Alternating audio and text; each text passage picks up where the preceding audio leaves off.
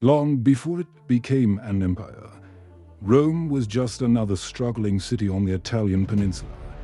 Its survival was never guaranteed. Through generations of brutal war, Rome learned how to fight, adapt, and dominate. This is the story of how Rome conquered Italy. In the 5th century BC, Rome was a fledgling republic, surrounded by rivals. To the north were the powerful Etruscans, a sophisticated civilization from whom the Romans borrowed much, including engineering and religious rites. To the south and east were a mosaic of Italic tribes, the Sabines, the Aequi, the Volsci, and most formidable of all, the Samnites. These were not disorganized barbarians. They were tough mountain-dwelling warriors, with their own complex societies and military traditions. Rome's first major test came with the siege of the Etruscan city of Veii. This wasn't a quick battle. It was a decade-long war, a brutal grind that pushed the Roman military to its limits. Legend tells us the hero Camillus finally broke the stalemate by tunneling under the city's walls, a story that highlights Roman persistence and engineering skill. The fall of Veii in 396 BC was a turning point. Rome didn't just defeat a rival, it absorbed it, doubling its territory and population in a single stroke. This became the Roman blueprint for conquest: defeat, annex, and integrate. The conquered weren't just subjects, they were future soldiers, future taxpayers, future Romans. But just as Rome was tasting its first major victory, disaster struck. From across the Alps came a new threat: the Gauls. In 390 BC, a Gallic war band led by Brennus descended on Italy. At the Battle of the Allia, the Roman army was utterly shattered. The Gauls marched on Rome itself, sacking and burning the city. The Romans were forced to pay a huge ransom in gold to make them leave. The Romans brought the gold, but claimed that the provided weights were rigged in the Gauls' favor. Brennus took his sword, threw it onto the weights, and exclaimed, "Vivectus." Latin for woe to the conquered. It means that those defeated in battle were entirely at the mercy of their conquerors. The Romans thus needed to bring even more gold, as they now had to counterbalance the sword as well. This humiliation was seared into the Roman psyche. It taught them a bitter lesson: security was not guaranteed. They would never again allow their city to be so vulnerable. This disaster fueled a military reorganization and an almost paranoid drive for strategic depth, pushing their borders ever outward. With the Gallic threat receding, Rome turned its attention to the rugged hills of central Italy, the home of the Samnites. The Samnite Wars were not one conflict, but three, spanning over half a century. These were the wars that truly forged the Roman legions. The Samnites were masters of guerrilla warfare, using the mountainous terrain to their advantage.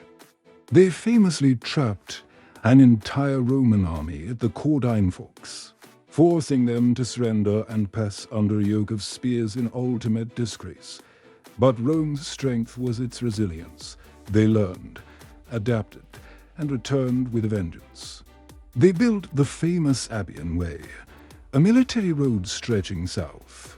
To supply their legions more effectively, they adopted the manipular system, making their armies more flexible than the rigid phalanx. Slowly, methodically, they ground down the Samnite resistance. By 290 BC, the Samnites were defeated, and Rome was the undisputed master of central Italy. Now, only one major power remained in their way on the peninsula: the wealthy Greek city-states of southern Italy. Known as Magna Graecia, the leading city, Tandem, watched Rome's inexorable advance with growing alarm. They knew they couldn't face the Roman war machine alone, so they called for help from across the Adriatic Sea, summoning one of the most brilliant military minds of the age, King Pyrrhus of Epirus. Pyrrhus was a cousin of Alexander the Great and a king in search of an empire. He saw Tarentum's play as his golden opportunity. Into 80 BC, he landed in Italy with a professional army of 25,000 men and, most terrifying of all, 20 war elephants. The Romans had never seen such creatures before. At the Battle of Heraclea, the Roman legions fought with their typical courage, but when Pyrrhus unleashed his elephants, the Roman cavalry horses panicked, their lines broke, and they were routed. Pyrrhus had won, but at a high cost. He famously remarked, "If we are victorious in one more battle with the Romans, we shall be utterly ruined." The next year, they met again at Asculum. Once more, the battle was a bloody, two-day affair, and once more, Pyrrhus drove the Romans from the field, thanks again to a final, decisive elephant charge, but his losses were again staggering. This victory gave birth to the term Pyrrhic victory. His success earned it such a devastating cost that it is tantamount to defeat, while Pyrrhus was losing his irreplaceable veteran soldiers. Rome could simply call upon its vast network of allies and citizens to replenish its ranks. This was Rome's true superpower, an almost inexhaustible well of manpower. Frustrated by his costly victories, Pyrrhus crossed over to Sicily to fight the Carthaginians, but eventually returned to Italy for one final showdown. Into 75 BC, at the Battle of Beneventum, the Romans finally figured out how to counter the elephants. They rained down javelins on the beasts, wounding them and causing them to panic. The panicked elephants turned and crashed back through Pyrrhus's own lines, sowing chaos and destruction. This time, the Roman victory was decisive. Defeated and drained of resources, Pyrrhus abandoned Italy and sailed back to Greece. The king who almost crushed Rome was gone with his departure.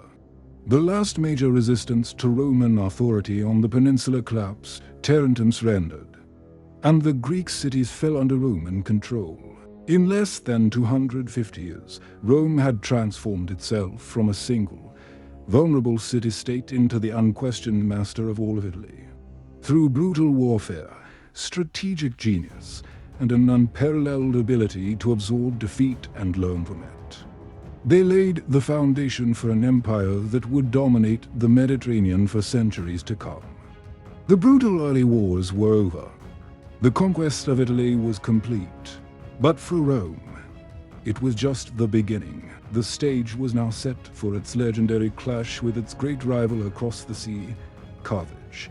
If you enjoy this journey into Rome's early history, be sure to check out our entire library. Like this video and subscribe to Elemental History. See you next time.